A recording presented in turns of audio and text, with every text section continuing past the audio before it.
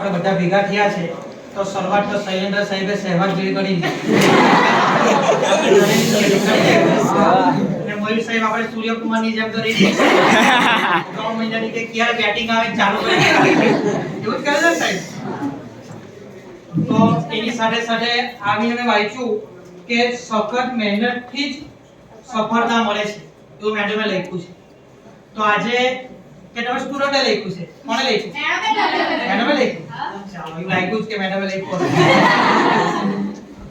તો અમારો 2012 નો પહેલો બેચ હતો 10મા ધોરણ, એટલે કે ગણતરી કરીએ તો 11મો બેચ હશે।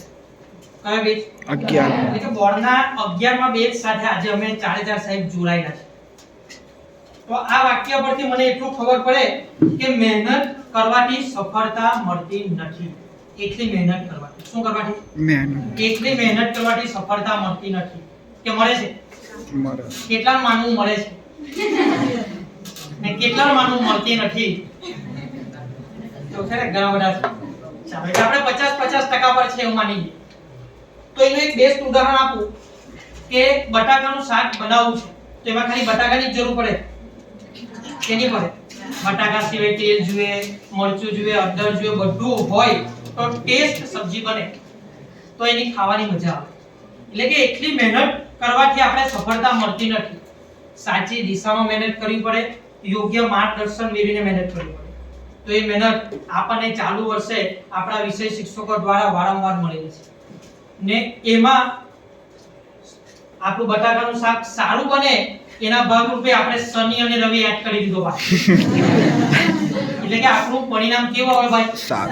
સારું પરિણામ આવે એના માટે આપણે શનિ અને રવિવાર ડિસેમ્બર મહિનાથી આપણે એડ કરી દીધો છે।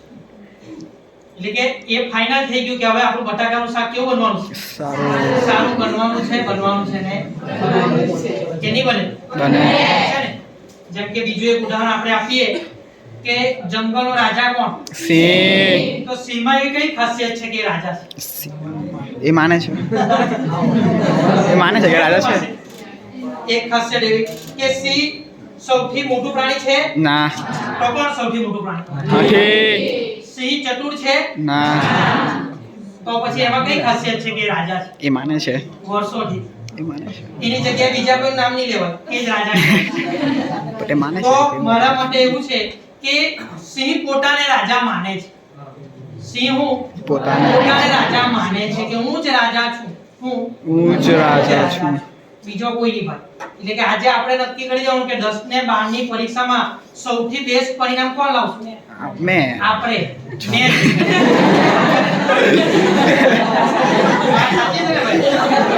સૌથી સારું પરિણામ એ દક્ષ લાવે। એટલે આપણે પહેલા નક્કી કરી દેવું પડે।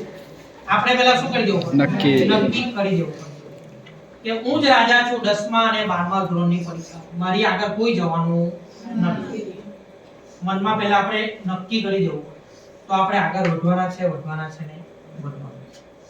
ગણિતની ભાષામાં વાત કરીએ કે જેટલું મોટું કારણ જેટલું મોટું કારણ એટલું મોટું પરિણામ। એટલું મોટું કારણ એટલું મોટું પરિણામ। તો એને લઈને આપણે છેલ્લા 1 વર્ષથી ચાલીએ જ છે। દર વર્ષે આપણે માર્ચ મહિનામાં જ 10મું અને 12મું ધોરણ ચાલુ કરી દઈએ છીએ। એટલે ચોક્કસ છે કે આપણું પરિણામ કેવું આવવાનું છે ભાઈ? સારું। મયુર સાહેબ જ્યારે આવે ત્યારે કહે કે 10મા અને 12મા નું મારે 100% પરિણામ લાવવાનું છે, તો આજે કહી દે ને એમને આવશે કે નહીં આવે? આવશે સાહેબ। તમારે જોવાનું નહીં ત્યારે ઓનલાઈનમાં 100% પરિણામ છે, આવશે કે નહીં આવે?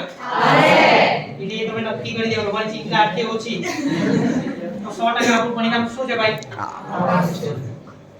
હવે બીજી વાત રહી એક્ઝામ આવે એટલે આપણે ભગવાનને યાદ કરીએ કેની કરીએ? ત્યારે મને સુદામાનું વાક્ય યાદ આવે। સુદામા એવું કહે કૃષ્ણને કે હું માંગુ તારી પાસે ને તું હાથ ની પકડે એવું તો શક્ય નથી। એટલે કે હું માંગુ ને તું ન આપે એ તો શક્ય જ નથી। સુદામા એવું કહે છે કૃષ્ણ, પરંતુ મને તારી જરૂરિયાત નથી। એટલે કે આપણે ભગવાન પાસે માંગવાની કઈ જરૂરિયાત નથી, કારણ કે આપણે એટલી મહેનત કરેલી જ છે। એટલે એને શું કરવું પડશે ભાઈ? આપવું જ પડશે। આપણે શું કરેલી છે ભાઈ? મહેનત કરેલી છે એટલે ભગવાને આપણને આપવું જ પડશે, ગમે ત્યાંથી આવવું પડશે। આપવા માટે કાઢી આવવું પડશે ગમે ત્યારે. ગમે ત્યારે. એ જોઈએ તો સુપરવિઝનના રૂપમાં આવે કે બાજુમાં આવે એને આપવા માટે શું કરવાનું છે ભાઈ આવવાનું છે એ ફાઇનલ છે. હા પરીક્ષા આપવા જશું ત્યારે આપણે ભગવાનને યાદ કરીને જશું. બાકી આપણું પરિણામ સારું લાવવા માટે એ આપણી સાથે છે ને આપણી શાળા એવી છે કે જેવા અંદર એન્ટર થઈએ તો પહેલા દર્શન આપણને એના જ થાય છે. એટલે એ તો ચોક્કસ પરિણામ આપણને મળવાનું છે.